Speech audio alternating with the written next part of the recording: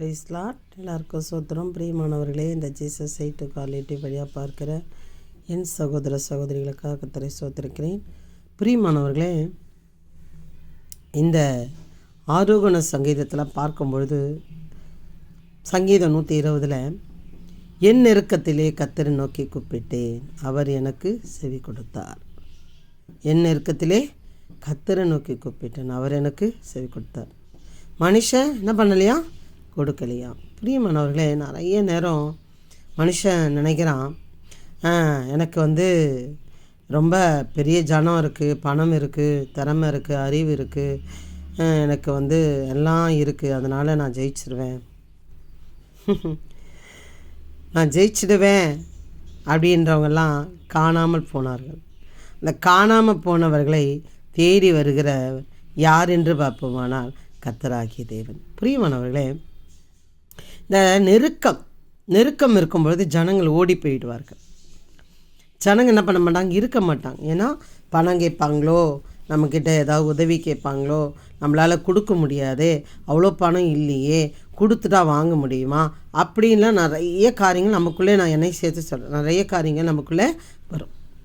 ஆனால் அவர்கள் இப்போ நெருக்கத்தில் இருக்கிறவர்கள் கூப்பிடும் பொழுது, ஆண்டவரை பார்த்து கூப்பிடும் பொழுது, அந்த நெருக்கத்திலே இருக்கிறவர்களை உள்ளே இருக்கிற அறிவோ திறமையும் அவங்களுக்குள்ளேருந்து கிரியை செய்கிற சில காரியங்களை வைத்தே அவர்களை என்ன பண்ணிடுவார்? ஆண்டவர் உயர்த்த வல்லவராக இருக்கிறார். பிரியமானவர்களே, இப்படி தான் நம்ம வேதத்தை காட்டிலும் நம்ம உலகத்தில் தருத்திரத்திலே இருந்தவர்கள், வியாதியிலே இருந்தவர்கள், மரணத்துக்கு நியமிக்கப்பட்டவர்கள், இது முடியாது கேஸ் அப்படின்று சொல்லப்பட்டவர்கள், சூனிய கட்டிலே அகப்பட்டவர்கள், அத்தனை பேரையும் யாரால் என்ன காப்பாற்ற முடியல? குடியிருக்கிறவங்களால் காப்பாற்ற முடியல, பணத்தால் காப்பாற்ற முடியல, ஜனத்தால் காப்பாற்ற முடியல, ஹாஸ்பிட்டலில் இருக்கிற டாக்டரால் என்ன பண்ண முடியல? காப்பாற்ற முடியல. பிரியமானவர்களே, இப்படி இந்த உலகத்தில் நம்ம என்ன பண்ணலாம்? கேட்கலாம். என் நெருக்கத்திலே கர்த்தரை நோக்கி கூப்பிட்டேன், அவர் எனக்கு செவி கொடுத்தார். பிரியமானவர்களே, எப்போதும் பணம் உதவி செய்ய முடியாது, எப்போதும் நகை உதவி செய்ய முடியாது. உதவி அதெல்லாம் இருந்தாலும் உதவி பெற முடியாத ஒரு நாட்களில் போய்கொண்டு இருக்கிறோம்.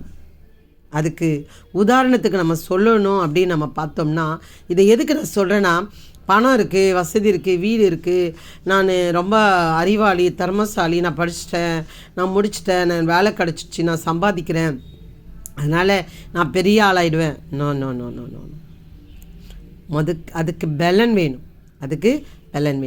அதுக்கு நான் ஒரு எடுத்துக்காட்டாக நான் சொல்கிறேன்னா, இப்போது வயநாடு நான் கண்கூடாக நான் பார்த்தேன். அதுக்கு முன்னாடி பின்னாடி அப்படின்ட்டு பார்க்கும்போது பயங்கர ஆச்சரியமாக இருந்துச்சு. பூக்களும் வீடு பக்கத்தில் தண்ணி, ஆறுகள் அப்படியே நதி போல் ஓடிக்கொண்டிருக்கிற காரியங்களை நான் பார்த்தேன். பிரியமானவர்களே, அப்படியே மறுநாள் இருக்கிற அந்த வீடியோ போட்டாங்க. சகதியும் சேரும் கற்களும் குவிலும் சேத்துல முழுகின மக்களையும் நான் பார்த்தேன். மனது இறுகி போனது. பிரியமானவர்களே, நான் என்ன சொல்லுகிறேன் என்றால், தாவீது அநேக இடங்களில் அவர் சொல்கிறாரு, நிறைய இடங்களில், நீர் மாத்திரம் இல்லாவிட்டால் நான் மரித்து போயிருப்பேன், என்னை சத்துரு அழித்திருப்பான் என்று சொல்லுகிறார். அவர் கர்த்தருடைய பக்தன், ரொம்ப பக்தி உள்ளவன், கர்த்தருக்கு பிரியமானவன். சொல்கிறான், நீர் மாத்திரம் இல்லாவிட்டால் நான் நெருக்கத்திலே முழுகி போயிருப்பேன், கஷ்டத்தில் முழுகி இருப்பேன் சொல்லி அவர் சொல்லுகிறார். பிரியமானவர்களே, அப்போது அந்த வயநாடு இல்லாமல் போனது, அங்கே அநேக பணங்கள், நகைகள் அள்ளி எடுக்கப்பட்டுச்சு. ஏன் காப்பாற்ற வேண்டியதானே? இன்றைக்கு நிறைய பேர் அப்படி தான் இருக்காங்க. பிரியமானவர்களே, இன்றைக்கி நிறைய பேர் அப்படி தான் இருக்காங்க. சரி, ஓகே. அப்போது நெருக்கத்திலே கர்த்தரை நோக்கி கூப்பிட்டான், அவர் எனக்கு செவி கொடுத்தார். அவர் செவி கொடுத்தா வாழ்க்கை மாறும். கூப்பிட்டால் அவர் என்னென்று கேட்க அவர் ஆயத்தமாக இருக்கிறார். கூப்பிட்டாதான் அவர் என்ன பண்ணுவார்? செவி கொடுப்பார். இன்றைக்கு நிறைய பேர் கஷ்டத்தில், துக்கத்தில், துயரத்தில், என் திறமை, என் அறிவு, என்னோடய டேலண்ட்டு, எனக்கு இந்த வேலை தெரியும், எனக்கு இது தெரியும், எனக்கு அது தெரியும், ஓடிக்கொண்டிருக்கீங்களா? நெருக்கத்தில் அகப்பட்டு கொண்டிருக்கீங்களா? கஷ்டப்பட்டு கொண்டிருக்கிறீங்களா? உங்களுக்கு தான் சொல்லுகிறார். உங்களுக்கு நிலங்கள் நீர்கள் இருக்கலாம், பணம் இருக்கலாம், வசதி இருக்கலாம். எத்தனையோ பேர் சொல்கிறாங்க எனக்கு எல்லாம் இருக்குது, ஆனால் மன நிம்மதி இல்லை என்று சொல்லி. பிரியமானவர்களே, நெருக்கத்தில் இருக்கிற உங்களுக்கு சொல்லுகிறார், நெருக்கத்தில் கர்த்தரை நோக்கி கூப்பிட்டேன், அவர் எனக்கு செவி கொடுத்தார்.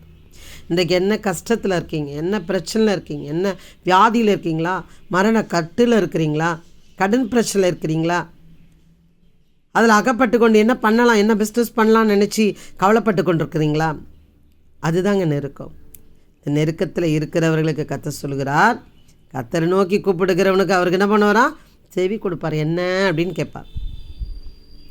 கொடுத்தது மாத்திரமல்ல, அவர் சொல்கிறாரு,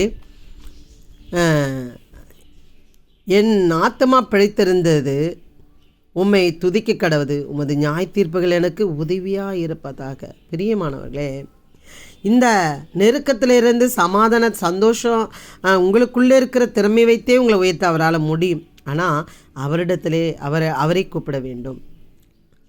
அப்போ என் ஆத்துமா பிழைத்திருந்து உம்மை துதிக்க கடவுது, உமது நியாய தீர்ப்புகள் எனக்கு உதவியாக இருப்பதாக. காணாமல் போன ஆட்டை போல வழி தப்பி போனேன், உமது அடியை நீ தேடுவீராக, உமது கற்பனைகளை நான் மறவேன். காணாமல் போனேன், ஆடை போல கிடக்கிறப்பா, நான் பிழைத்திருந்து உம்மை துதிக்கும் போது துதிக்க கடவுது, துதிச்சாகணும்.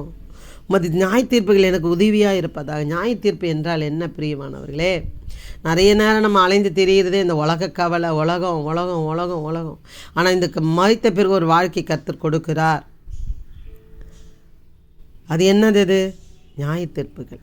அந்த நியாய தீர்ப்புகளிலே இன்றைக்கி சர்ச்சு கொடுக்கும் பொழுது, ஐயோ குற்றப்பாளின்னு சொல்லிடுவாங்களோ, இல்லை வந்து இது விடுதலை ஆனீர்கள் என்று சொல்வார்களோ என்று எத்தனையோ பேர் அலைந்து தெரிந்து கொண்டிருக்கிறார்கள். அதே போல் ஒரு நாள் வரப்போகிறது. நான் நான் நான் வந்து பரலோகத்துக்குரியவனோ இல்லை பரலோகத்துக்குரியவர்கள் இல்லையோ என்று பார்க்கும்படியான ஒரு நாட்கள், கொஞ்ச நாட்கள் தான் பிரியமானவர்களே, ரொம்ப நாள் அல்ல, கொஞ்ச நாட்கள் தான். அந்த நியாய தீர்ப்பு எனக்கு உதவியாக இருப்பதாக. வழி தப்பி போன உமது அடியனை தேடுவீராக, உமது கற்பனைகளை நான் மறவேன். பிரியமானவர்களே, அவர் தேடிக்கொண்டு தான் இருக்கிறார். கூப்பிடுங்கள், செவி கொடுப்பார். செவி கொடுக்கும்போது நியாய தீர்ப்புக்கு நீங்கள் நீதிமானாக இருப்பீர்களானால் கண்டிப்பாக பரலோக ராஜ்யம் உங்களுக்கு தான். பிரியமானவர்களே, இந்த மெசேஜ் உங்களுக்கு ரொம்ப பிரயோஜனமாக இருக்குமானால், நெருக்கத்திலே அகப்பட்டு இருக்கிற உங்கள் சகோதர ஃப்ரெண்ட்ஸ், உங்கள் கூட இருக்கிறவங்க அத்தனை பேருக்கு இதை ஷேர் பண்ணுங்கள். கண்டிப்பாக கர்த்தர் உங்களை ஆசீர்வதிப்பார். ஜெபம் பண்ணுங்கள், உங்கள் குடும்பத்தை ஆசீர்வதிப்பார். God bless you. Hallelujah.